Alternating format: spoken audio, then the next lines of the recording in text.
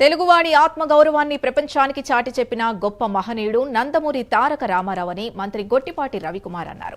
Cinema రంగంలోనైనా రాజకీయ రంగంలోనైనా ఆయనకు ఆయనే పోటీ అని తెలిపారు. ప్రకాశం జిల్లా కోరిసపాడు మండలం బొడ్డువానిపాలెం గ్రామంలో ఎన్టీఆర్ విగ్రహం కాపు కమ్యూనిటీ భవనాన్ని ప్రారంభించి రాములవారి దేవాలయంలో ప్రత్యేక పూజలు నిర్వహించారు.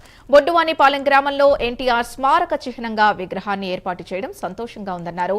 లోకల్ బాడీ ఎన్నికల్లో అందరూ కలిసికట్టుగా పార్టీ కోసం పనిచేయాలి గ్రామ నాయకులకు సూచించారు మంత్రి గొట్టిపాటి రవికుమార్. ఇటు రాజకీయ రంగంలో గాని ఆయన పోటీ బ్రహ్మాండంగా సినిమాలో రాముడు వేసిన కృష్ణుడి పాత్రలో ఉన్న ఆ పాత్రలో ఎమిలిపోయేవాడు అనమాట ఎన్టీ రామారావు గారు. అలాంటి మహనీయుడు మంచి కార్యక్రమాలు చేశారు. తెలుగువాడికి ఆత్మ గౌరవాన్ని ప్రపంచానికి చాటిపెట్టే ఇలాంటి మహనీయుడు విగ్రహాన్ని మన బొడ్డువానిపాలెం గ్రామస్తులందరూ కలిసి ఇవాళ ఇక్కడ పెట్టడం చాలా సంతోషం. గ్రామంలో కూడా అందరూ కూడా కలిసికట్టుగా ఉండాలి. రేపు రాబోయే రోజుల్లో లోకల్ బాడీస్ ఎలక్షన్స్ వస్తున్నాయి.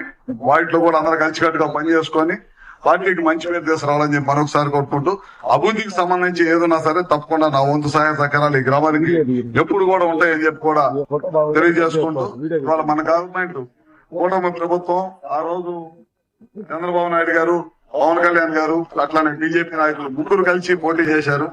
అద్భుతంగా 11 సీట్లకు పరిమితం చేశారు అపోజిషన్. ఆ రోజు వచ్చిన తర్వాత మనం ఏదైతే మాట హామీ ఇచ్చామో ఆ రోజు 4,000 రూపాయల పెన్షన్ పెంచడం గానీ, 6,000 చేయటం గానీ, కొంతమందికి 10,000 చేయటం గానీ, ఇట్లా పెన్షన్స్ దాదాపు 33,000 కోట్ల రూపాయలు సంవత్సరానికి ఖర్చు పెడుతున్న పెన్షన్ల మీద ఖర్చు పెడుతుంది ఒక్క తెలుగుదేశం ప్రభుత్వం, కూటమి ప్రభుత్వం.